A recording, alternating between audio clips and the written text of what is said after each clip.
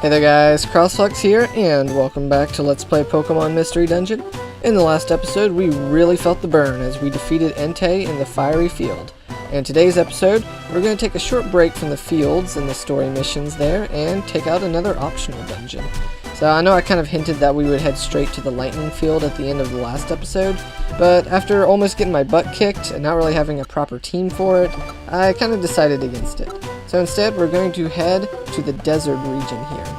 This optional dungeon is unlocked by purchasing the Furnace Desert Friend area from the Wigglytuff Club.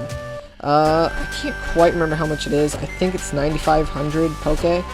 If I'm wrong, I'll throw up a little flash on screen kind of showing how much it actually is. But anyways, here, there's no real purpose to the desert region outside of recruitment.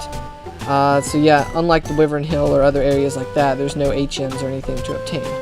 So, off screen, I went ahead and prepared my items and my team. So my team, I'm bringing Skipper because ground types are immune to sandstorms, which one might expect to encounter a lot of sandstorms in a place called the desert region. Dotson's a grass type Pokemon, so between Skipper's water and Dotson's grass, we should have more than enough firepower to take down the common ground and rock type Pokemon in this place.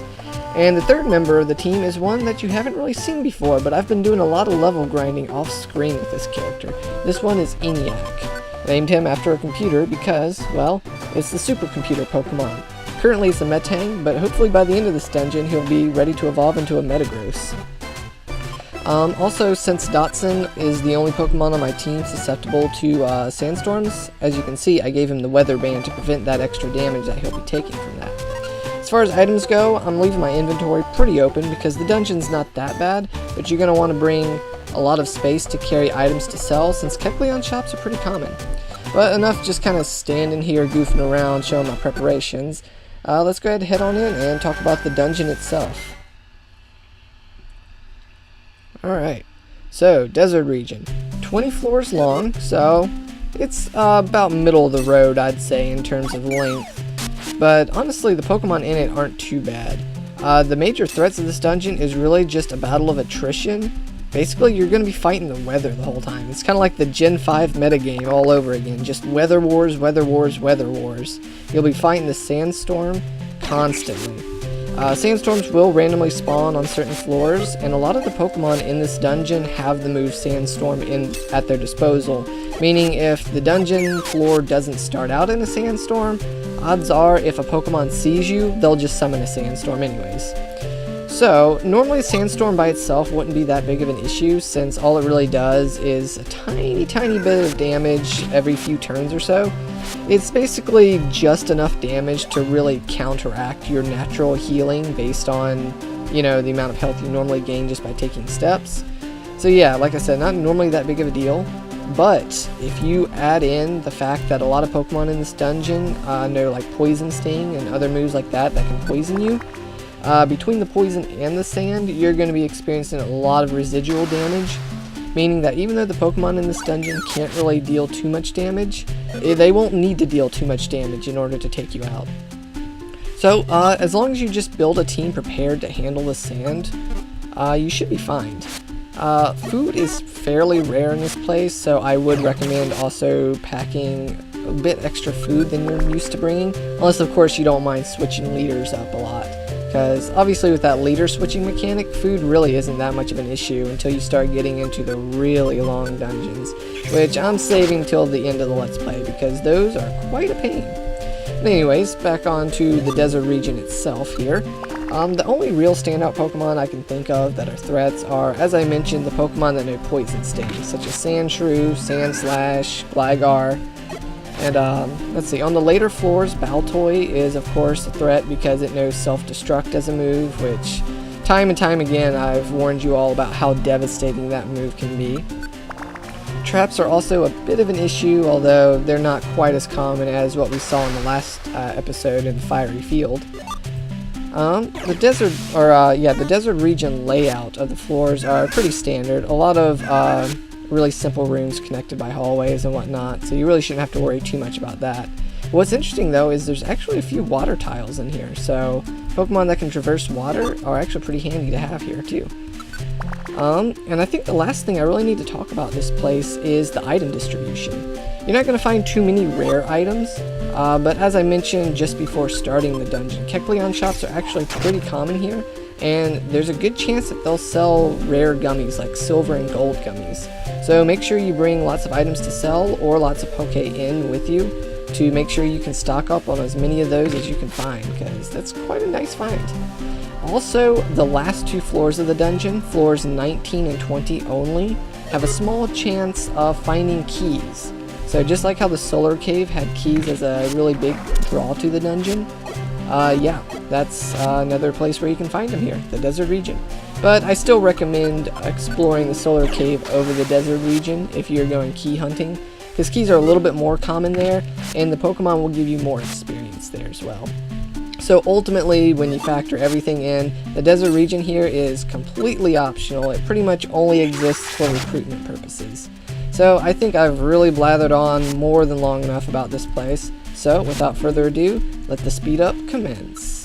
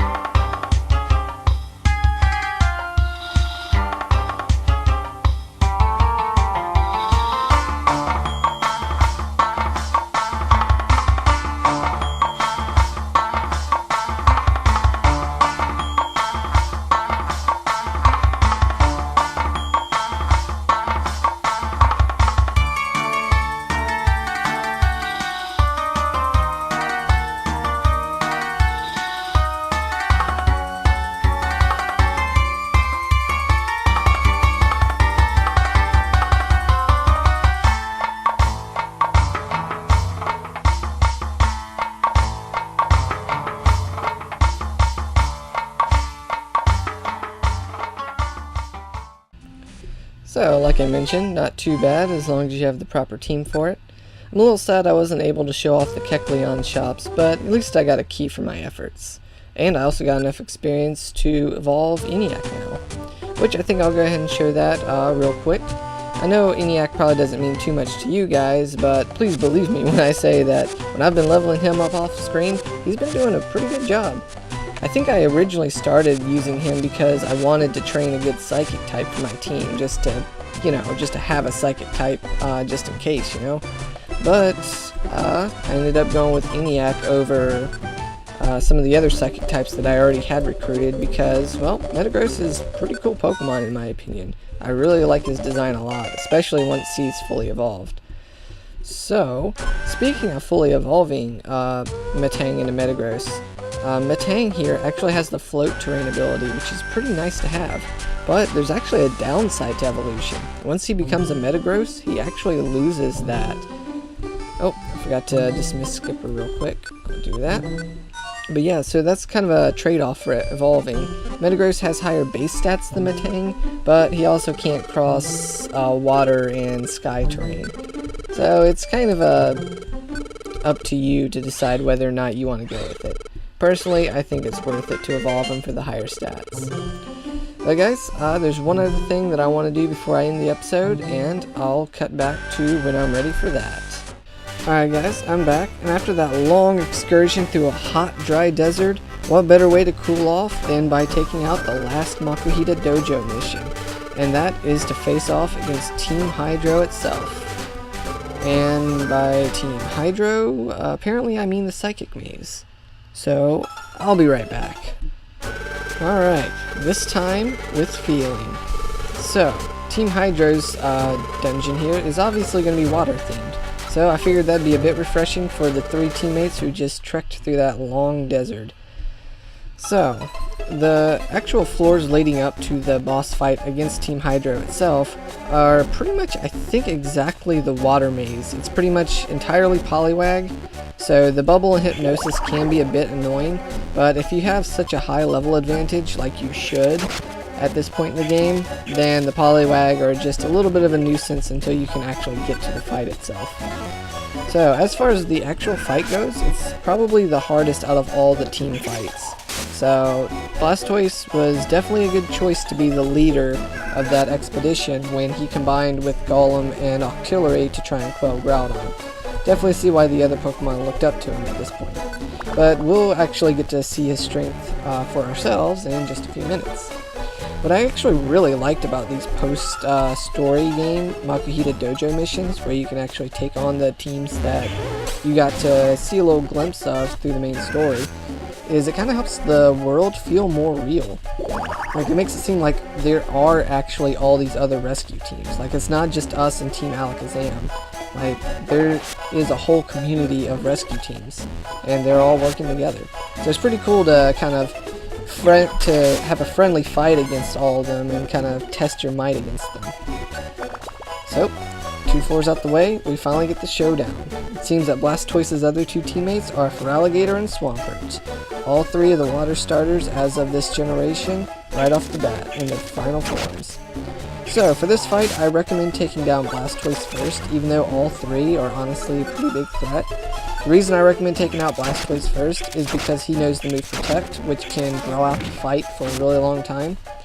So yeah, if you can get lucky and take him out with a quick super effective hit before he gets up a Protect, you'll definitely lower the amount of time it takes you to get through this fight. But honestly, they all hit pretty hard and have tons of health, so I wouldn't fault you for focusing any particular member, but it's just my personal recommendation to go after Blastoise first. But after all that's out the way, guys, I really want to appreciate you for making it through to the end of this video. Hope to see you in the next episode, where we will for sure, I promise, take down the Lightning Field and its Guardian. So, have a blessed day, as always, and I will see you in the next episode.